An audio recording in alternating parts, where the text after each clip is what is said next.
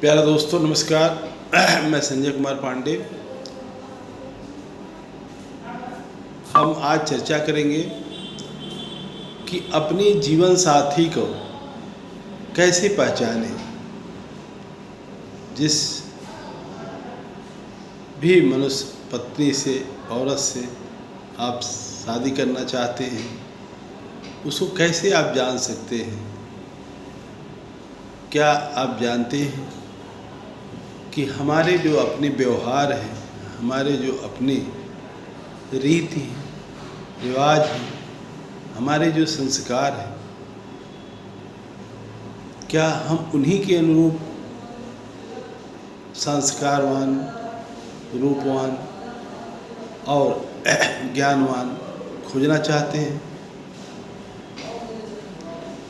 जिस दिन हम अपने दुर्गुणों को देख लें, अपने दुर्गुणों को पहचान लें कि जो भी हम व्यवहार करते हैं अपने जीवन में, क्या वो दूसरे को अच्छा लगता है, क्या उससे लोग प्रभावित होते हैं।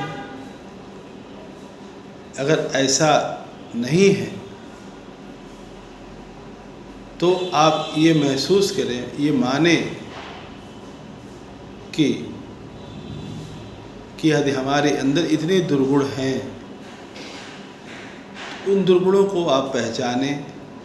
और क्या आप चाहेंगे कि इतने दुर्गुण वाला ही हमारा जीवन साथी हो, हमारा दोस्त हो। जैसा कि ये ईश्वर की वरदान है कि हर व्यक्ति अपने स्वभाव के अनुरूप, अपने विचारों के अनुरूप ही लोगों से मिल पाता है, लोगों से अपनी बातचीत कर पाता है, एक दूसरे से समझने में, उसके बर्ताव के बारे में समझने का प्रयास कर पाता है। विचारों का लेन देन से ही जो है वो बहुत कुछ जान पाता है।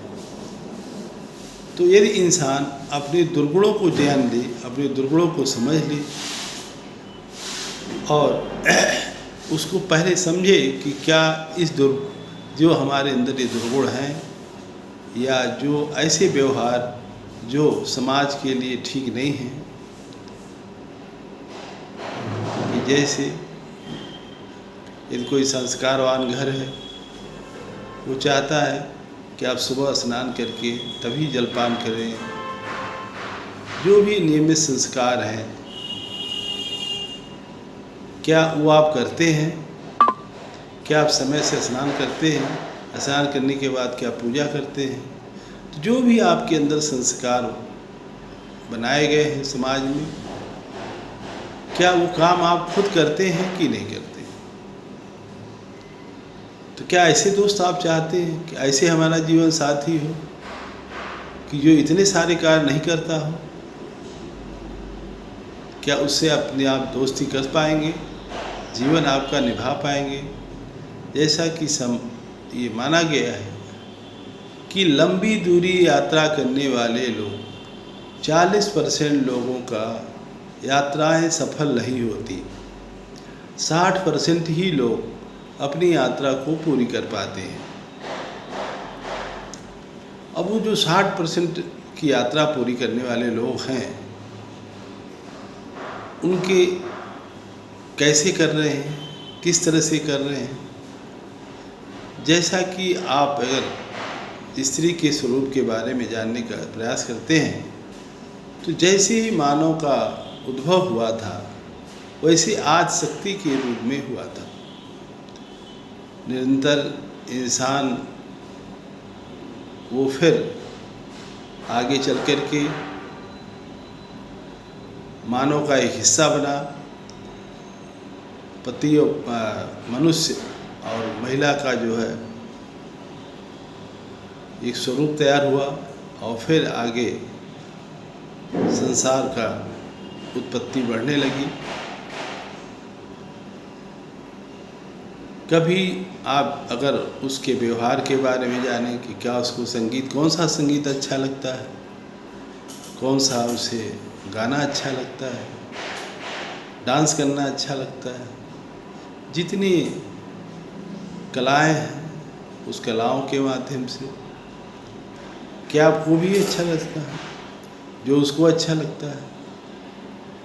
क्योंकि जब तक एक रूपता अगर नहीं रहती है तो आपको पॉप सॉन्ग अच्छा लगता है, किसी को पुराने गाने अच्छे लगते हैं।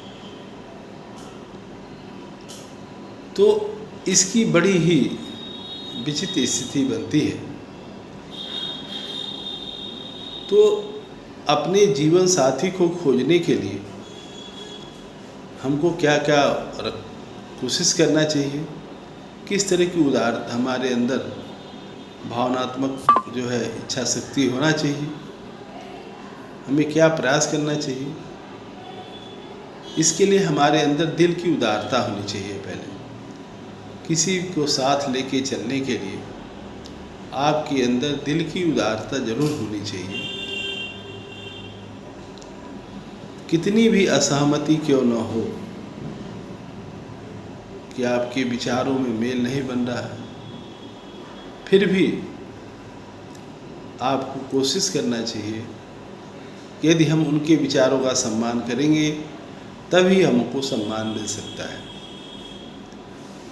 कुछ आपके अंदर कमियां होती हैं, कुछ आपकी साथी की कमियां होती हैं।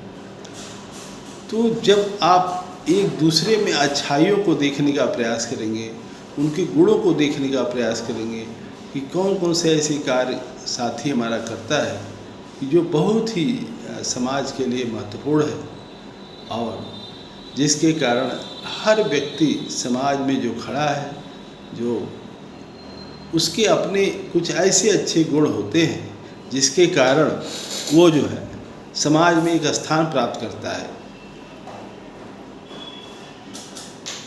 दूसरा, आपके अंदर क्षमा भाव होना चाहिए कि क्षमा भाव होने के कारण आकर कोई किसी से गलती हो जाती है तो उसे आप क्षमा कर दें। आपके अंदर समझदारी होनी चाहिए कि क्या हमें बोलना चाहिए, क्या नहीं बोलना चाहिए, और आप बातचीत के माध्यम से ये जानने का प्रयास कर सकते हैं कि किस तरह से उनके विचारों को जान सकें, क्या वो विचार हमारे अनुरूप हैं कि नहीं हैं। तो जो भी आपके एहसास हैं, जो भी प्रयास आप कर रहे हैं, क्या उसको अच्छे लग रहे हैं, नहीं लग रहे हैं। जो भी हमारा जीवन साथी ऐसा काम कर रहा है वो आपको अच्छा लग रहा है, नहीं लग रहा है। तो यदि आप एक दूसरे का सम्मान करना सीख जाएंगे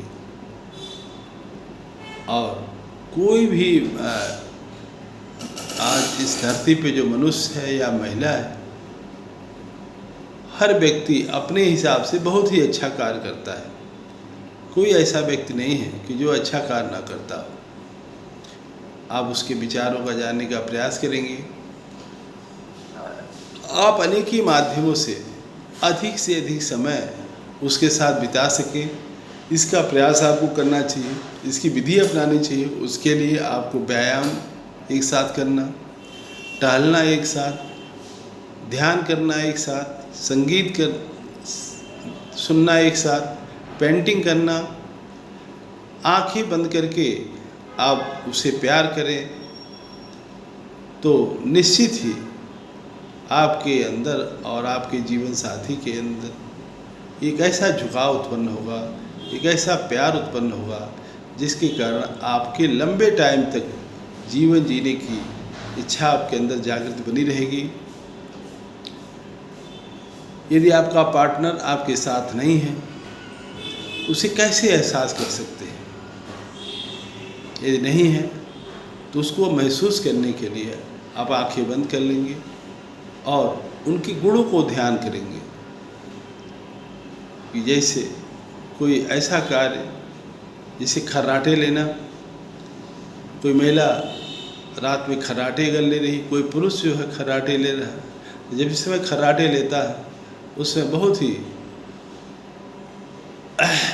डिस्टर्बेंस महसूस होता है दूसरे साथी को, मगर जो उस डिस्टर्बेंस को क्षमा करके आगे बढ़ जाता है और जिस दिन कोई उसका साथी नहीं रहता है, उसी खर्राटे को याद करके वो अपने आप को अपने पास महसूस करने का प्रयास करता है। आप संकल्प लें कि हम जो है एक दूसरे को बुराइयों को नहीं देखेंगे, दृढ़ संकल्पित रहें। हम एक दूसरे की अच्छाइयों पर ध्यान देंगे कि क्या हमारे अंदर अच्छाई है। कैसे आप जो है अपने साथी का चयन कर सकते हैं, इसके लिए कुछ 2-4 बातों का ध्यान रखा गया है। जैसे प्रतिदिन आप उनकी एक्टिविटी पे ध्यान रखें, आप पॉजिटिव एक्टिविटियों पे जो है ध्यान रखें, उस पॉजिटिव एक्टिविटियों को आप जो है सराहना करें। आप उनके अंदर एक ऐसी ऊर्जा भरने का प्रयास करें जिससे उनका जीवन एक नए रूप में आगे बढ़ते चला जाए। तभी आप लंबे टाइम तक एक साथी के साथ अपना जीवन व्यतीत कर सकते हैं। दूसरा कि उसे भावनाओं का सम्मान करना सीखें। यदि आप उनकी भावनाओं का सम्मान नहीं कर पाते हैं तो आप लंबे समय तक सफ़र पूरा नहीं कर सकते। तो लंबे समय तक पूरा सफ़र करने के लिए उनकी भावनाओं का सम्मान जरूर करें। यदि भावनाओं का सम्मान करते हैं तो निश्चित आपको सफलता लंबे समय तक मिल सकती है। इसके अलावा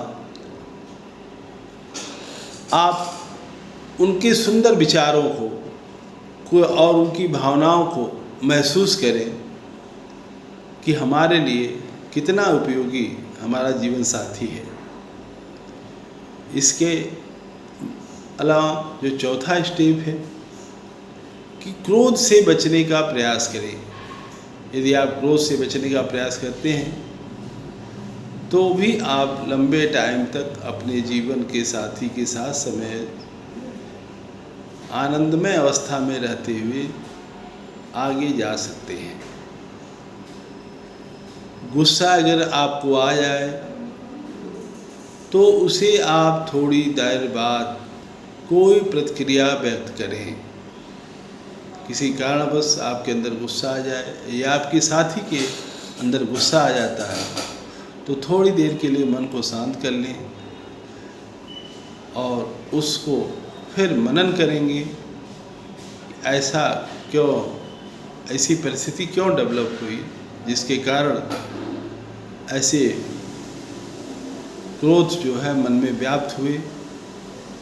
तो उस पर विचार विमर्श करके तभी उसका आप जो है तो आपको ऐसा महसूस होगा, कुछ समय जब बीतेगा तो ऐसे फिर जो है धीरे धीरे वो गुस्सा शांत हो जाता है और आप फिर एक नए रास्ते पे चलने के लिए तैयार हो जाते हैं और आपकी एक लंबी यात्रा के लिए आप आगे और फिर आप एक सफल प्राणी के रूप में, एक ऊर्जावान प्राणी के रूप में आप जो है आगे बढ़ते रहते हैं।